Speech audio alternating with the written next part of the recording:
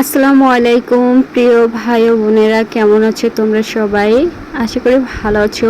তোমাদের দয়ায় আমিও অনেক অনেক ভালো আছি, শুকর আলহামদুলিল্লাহ। আজকে শেয়ার করব পাঙ্গাস মাছ ভুনা করব, তাই তোমাদের সাথে শেয়ার করব বন্ধুরা। ভালোভাবে ধুয়ে নিয়েছি, এখন হলুদ মরিচ আর কি লবণ মেখে নিচ্ছি, সুন্দরভাবে মেখে তেলে ভেজে নেব। আর এই গরমে তো কিছুই ভালো লাগছিল না যে তোমাদের সাথে সব কিছু শেয়ার করব, কিন্তু পারতেছি না।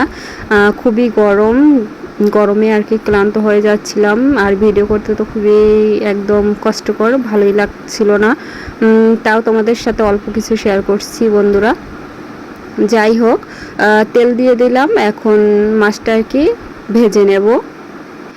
পাঙ্গাস মাছ যদি এভাবে ভেজে ভুনা করে তাহলে কিন্তু খেতে ভালো লাগে। আর এমনি তো তরকারি দিয়ে রান্না করলে আমার কাছে ভালো লাগে, যেহেতু এই মাছটা কিন্তু কাটা কম, এই জন্য আমি খুবই পছন্দ করি।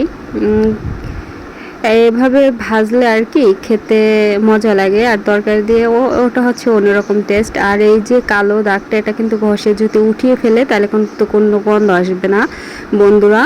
যারা পছন্দ না করো তারা কিন্তু এভাবে খেতে পারো। একদম ওই যে চামড়াটা আছে ওটা কিন্তু তুলেও ফেলা যায়, কিন্তু আমি তুলে ফেললাম না আর কি, কালো দাগটা ওটা উঠিয়ে ফেলেছি। তো ভাজা হয়ে গেছে বন্ধুরা, মশলাটা কষিয়ে নিচ্ছি।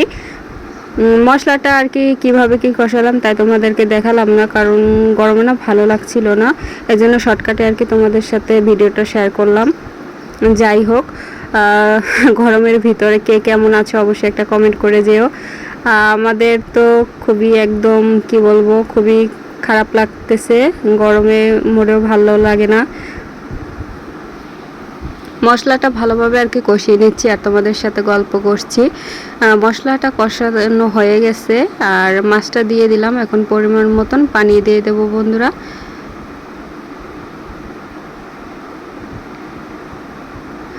পরিমাণ মতন পানি দিয়ে দিলাম, এখন মাছটা ভুনা ভুনা করব, আর কি ঝোল রাখবো না, অল্প আর কি একটু মাখা মাখা রাখবো।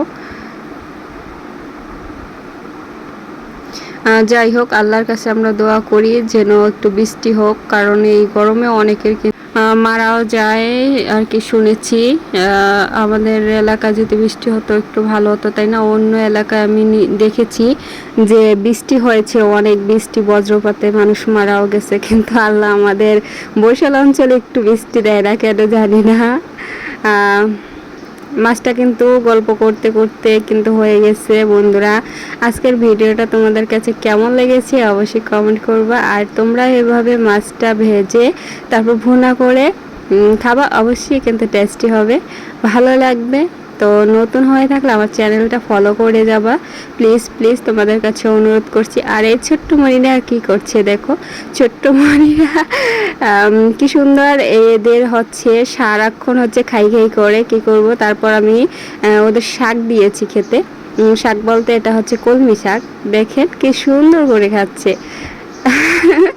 এদের নাম রেখেছি আমি টুসি, টুসি বললে সেই সুন্দর করে দৌড় পড়ে চলে আসে। তাহলে